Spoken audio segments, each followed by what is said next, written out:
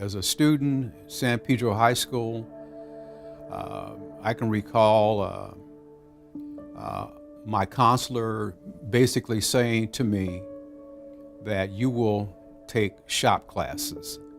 And even then in high school, I had cousins who were taking algebra, very good in algebra, and speaking Spanish, who were being directed to shop classes. Ordinarily, if they had been different kids, they would have been moved into college track classes. That's pretty much what fueled my passion, why some kids are treated differently in our educational process than other kids. As a result of that, I wanted to learn a lot more. Becoming president of the NAACP in San Pedro began to open up more awareness about what was going on across the nation. When I became chair of Region 1, representing the 11 Western states, I got more involved in a lot of the civil rights matters that were impacting people of color in this nation. In the early days of this country, if kids of color were found to be educated, who could read, they could be punished severely. A lot of the punishment was death, just by the fact that they got educated. And so there's been this tremendous fight over the years to bring equity to our schools.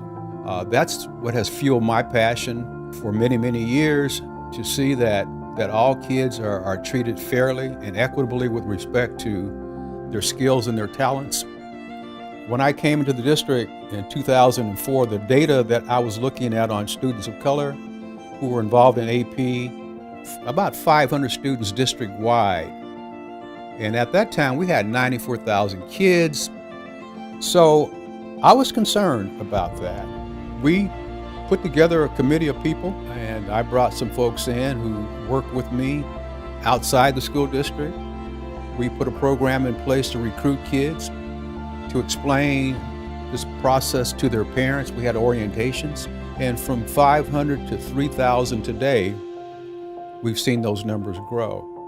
You know, I think that says a lot about the people that I work with here. You know, that's been very gratifying to see that this district is a very progressive district. In Long Beach Unified, 70% of our children qualify for free and reduced lunch, and approximately a third of our kids qualify on welfare. So we have a very high poverty rate, and we have a very diverse community. So because of Dr. Williams' belief in equity and access for all students, he knows that, especially for students living in poverty, the earlier the better. So for example, he's been a huge advocate of our goal to get 100% of our young people who are living in poverty in one of our own 5 preschools. And we're about 98% there. The majority of the kids who are born into poverty will wind up in a cycle of poverty. But education can play a significant role in changing that. Felton Williams is a special man. He isn't just there for the meetings. It's been part of his life. He's really become so part of the Unified School District. And he really was instrumental in starting a program for making sure that high school students graduated. For the longest time, education was thought about being only a question of access. Now, in the last 10 years, it's become very much a question of success. And Felton has been in the forefront of making equity an equal principle to success. In junior high school, I had a teacher. She called me up one day and said, "You know, Felton, you have a lot of potential.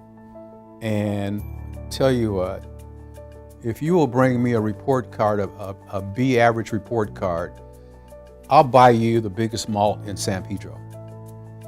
I brought her a B+ report card, and she broke down in tears. That made such an impression on me that I changed. And I recognized that teachers have that ability to impact you. And if the teachers recognize they have that ability, a lot of good things could happen.